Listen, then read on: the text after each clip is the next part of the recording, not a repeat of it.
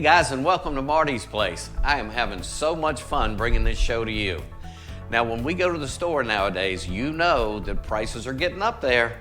So when you buy proteins and meats, it's important to cook them properly. So today, I'm going to show you how to have fun on the grill, but also how to use your oven. So I've got beautiful racks of 1 3/4 and down baby back ribs and 2 big thick hamburgers. Now, you know when you cook hamburgers on the grill and they're thick like that, then you know that sometimes you have to leave them on there too long, so I'm going to solve that problem for you. So what we're going to do now is we're going to go out to the grill. And before we go out to the grill, this is my staple for all red meats, okay? It's the Allegro marinade. Now, I've already put it on these beautiful thick burgers. Now, the ribs, what we're going to do is we're going to prep them for the grill, okay? So I'm taking some lemon juice. All right, and what you do is you rub your racks with lemon juice, and you rub them on both sides. Lemon juice breaks down the tissue in the pork. It's going to make it a little bit more tender for you. So you do both sides with the lemon juice.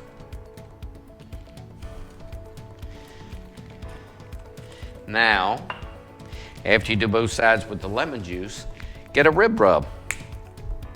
Put rib rub on the bottom, like this, okay, because you want to do both sides. You want to coat it down good, okay?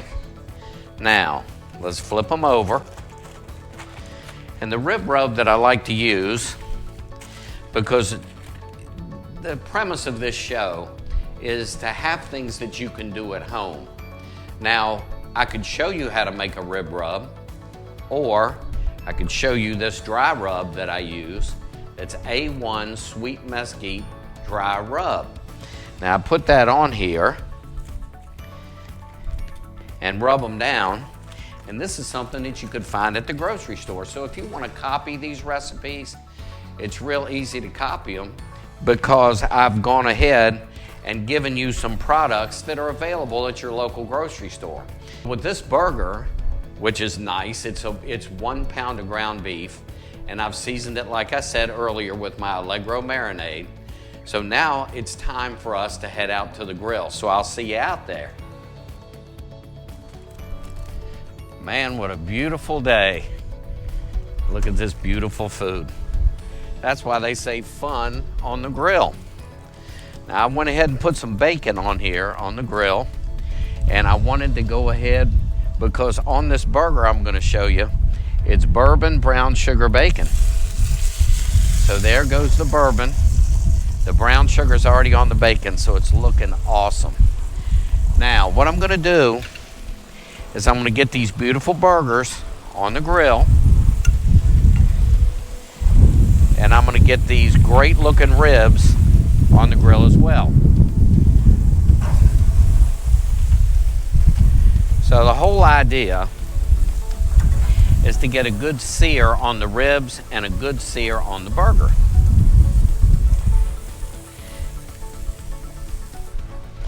The reason why I'm searing them like this is because I'm going to show you just how you can finish these in the oven. Now the burgers are going to be easy because everybody knows that when you cook a burger that's this thick, there's just no way on the grill without burning at the outside that you're going to be able to get it done in the middle. But you still want that nice, big, fat, juicy burger.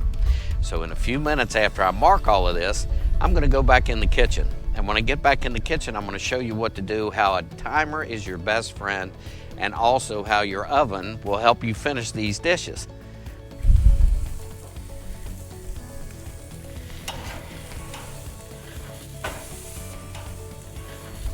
This is what I'm talking about taking the raw ribs that we lemon juiced, that we hand rubbed with the dry rub, and now what we're going to do is we're going to put them in a 400-degree oven.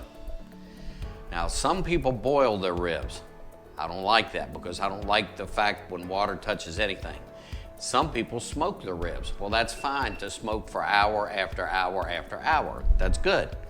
But the way I do it is I take a beer and an aluminum pan, and I put the beer in the aluminum pan underneath a rack because I do not want my ribs touching any of the moisture. Then I put a little water in. Guess what I'm doing? I'm gonna steam these ribs in the oven because they've already got a lot of flavor. So I'm gonna put them like this. Then I'm gonna cover it with aluminum foil. After I cover it with aluminum foil, I'm gonna put them in the oven. 400 degrees, okay, for 3 hours. And you're gonna have the most tender baby backs you've ever had. Then later on in this episode, what I'll show you is I'll show you how they're finished. Stay tuned. Next, I'm gonna put that delicious burger in the oven with the Gouda cheese on it. I'll show you how I make that.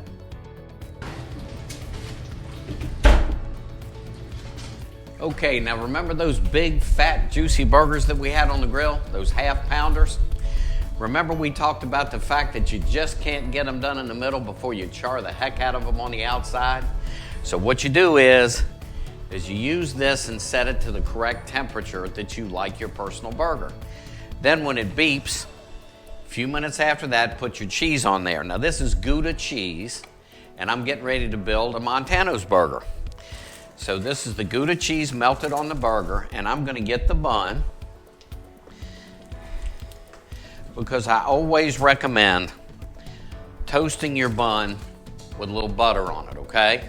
Now I've also got some bacon that I had on the grill that I'm just heating up in the pan that I'm gonna put on top of this burger.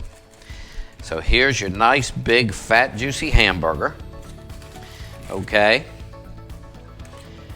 We're gonna do a little bit of crispy bacon.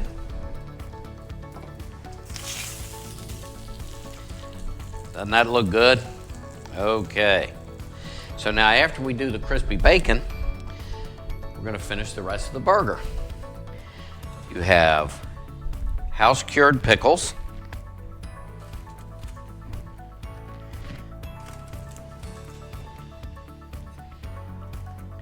crispy onion straws,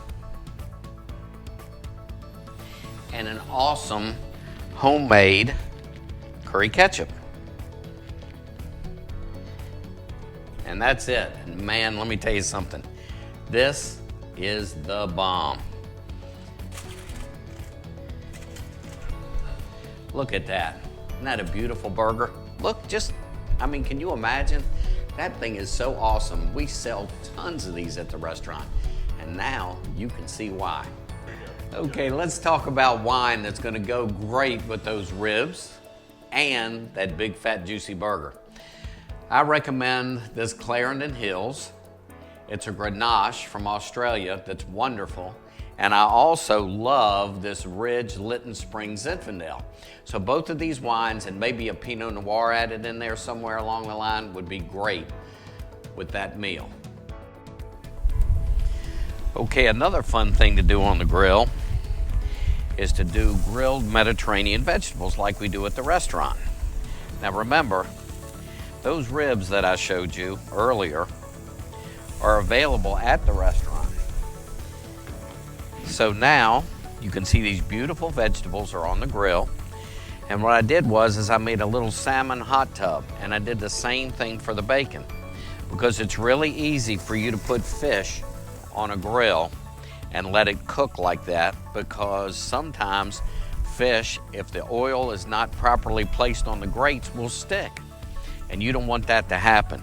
So see, now you've got your beautiful vegetables grilling, and I'm gonna go ahead and close this, and then I'm gonna let the salmon and the vegetables just do their thing, okay?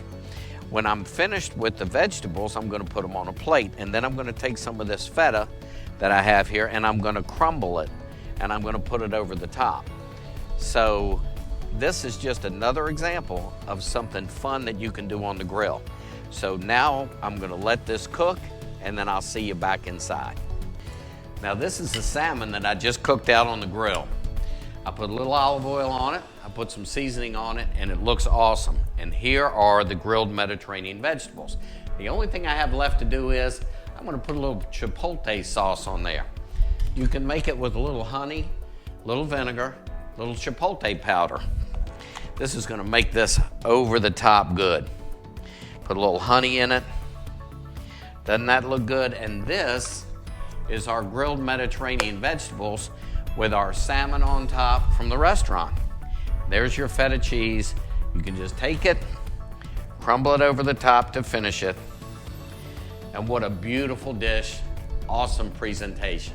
With the amazing salmon that has the grilled Mediterranean vegetables that we did, okay, I recommend a beautiful French Chablis. French Chablis are awesome wines, but the only reason why we don't think that they're awesome in this country is because it's always been thought of as a cooking wine. But it is a fabulous wine from France. A French Chablis is an absolutely awesome wine and is going to pair so well with that salmon.